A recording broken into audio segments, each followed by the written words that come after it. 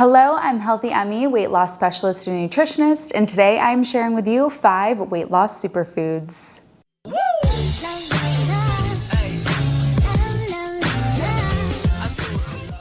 What do I mean when I say weight loss superfoods? Well, the reality is this, that in order for you to release body fat, you have to be in a calorie deficit, meaning that your body needs to be burning more calories than you're eating. So just because you eat one of these foods, if you're eating more calories than your body burns, then unfortunately these foods aren't gonna help you out.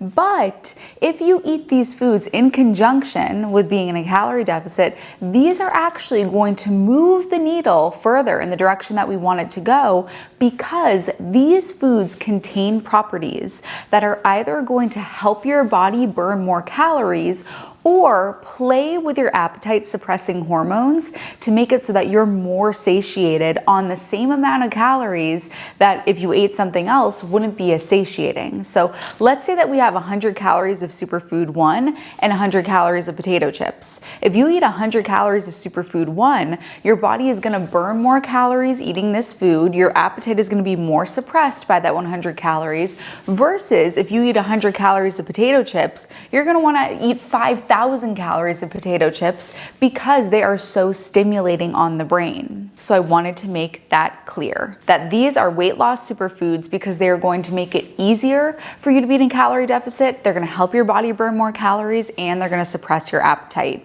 Now, because I did mention the calories thing, my philosophy is calories count, but don't count calories. Like I said, you have to be in a calorie deficit in order to release weight, but I don't encourage anybody to be sitting there counting all of their calories. I truly believe that when you know how to build a meal that is comprised of vegetables, starch, legume, maybe a little bit of healthy fats, and you follow the principle of half of your plate vegetables and then the other half of your plate is made up of starch, a source of protein, and then maybe you sprinkle some healthy fats.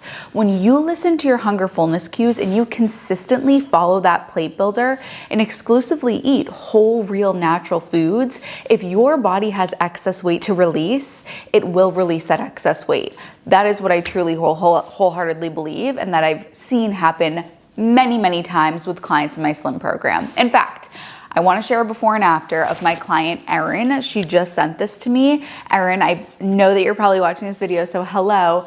So impressed by her before and after. This is coming from a busy mom. She homeschools her kids. She's got a lot on her plate, and she was able to do this. So shout out to you, Erin. And if you want results like Erin, then join the Slim program. I'll give you a custom meal plan, custom workout plan, everything that you need. On to the foods. First on the list is soup. There was a study published in the journal called Appetite that showed when you consume soup before a meal, you will end up eating about 20% less calories overall. So I know that I suggest this to clients. If you're gonna go out to dinner, eat a little something beforehand, have some vegetable soup beforehand, because you'll end up eating less at the dinner. And people say, well, if I eat something before I go to dinner, I'm gonna eat more calories because I'm eating an extra meal or an extra snack. No, this blunts your hunger. And soup is satisfying because it's warm and you eat it slowly. And the slower you eat, the more satisfied and satiated you become. It has high water content. You're gonna wanna make sure that you are eating a vegetable soup, preferably a homemade vegetable soup. So not a creamy, cream of chicken soup that's super high calorie and super high fat. Make your own at home. I have a Healthy Soups cookbook that has a ton of incredible soups in there. And if you are gonna do some store-bought ones, the Dr. McDougall soups are fantastic, and Plant Strong also has some fantastic soups. The Amy's split pea soup is a good option, and then the Amy's garden vegetable.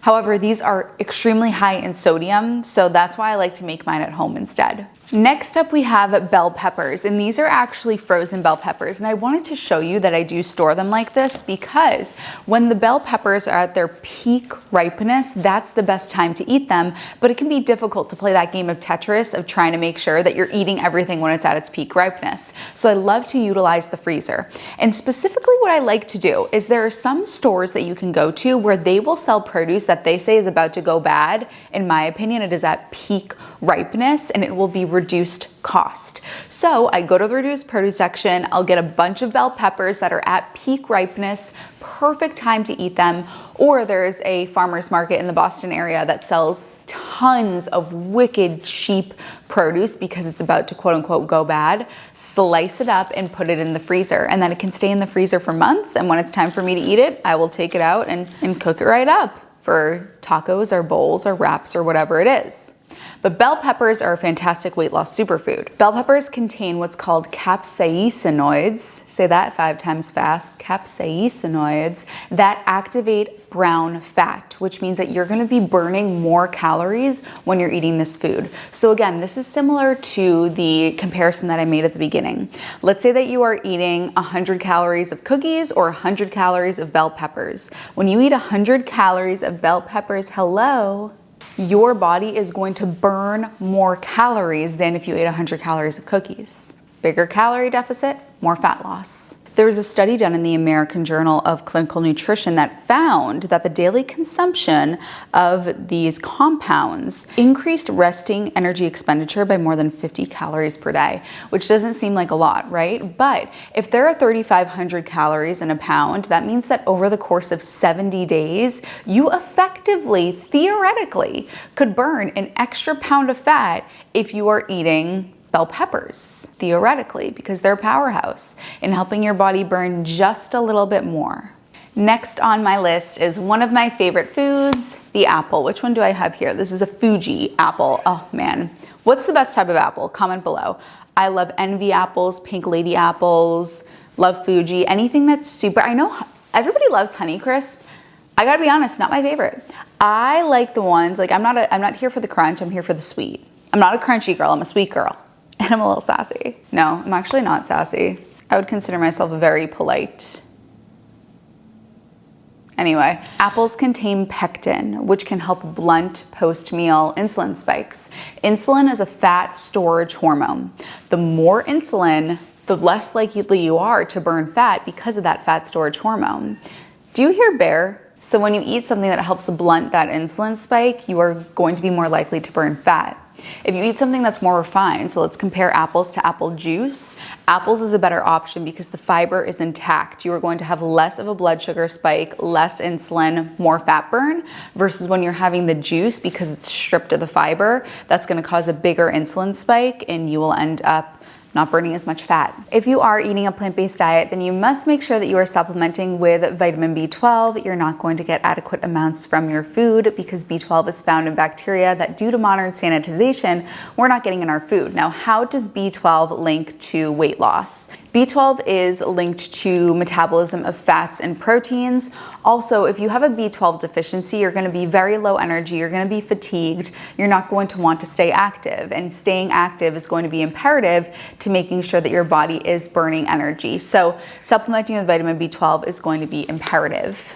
Then we have vitamin D. Vitamin D is something that 43% of Americans are deficient in. And if you live somewhere like I do, where we don't see the sun for months, then you're gonna wanna make sure that you supplement with vitamin D because we get this from the sun.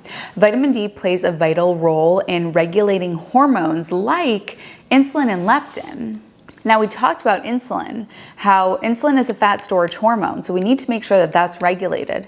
Leptin is the fullness hormone, so if our leptin levels are irregular, then we're gonna struggle with feeling full. So making sure that you're supplementing with both of these is imperative. I have them linked down below. These are the ones that I created because a lot of ones that you're gonna find on the market have sugar and oil and GMOs, they have gunk that you end up making a worse situation for yourself because you're eating these gummies, you're eating the sugar, you're eating these artificial sweeteners.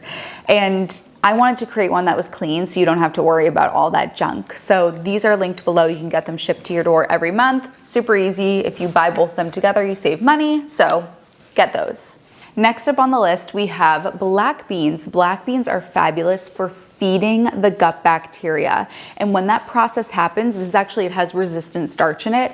That process is going to create short chain fatty acids. And short chain fatty acids are going to help with increasing fat oxidation. And they increase a hormone called PYY, peptide YY, which increases your satiety and satisfaction.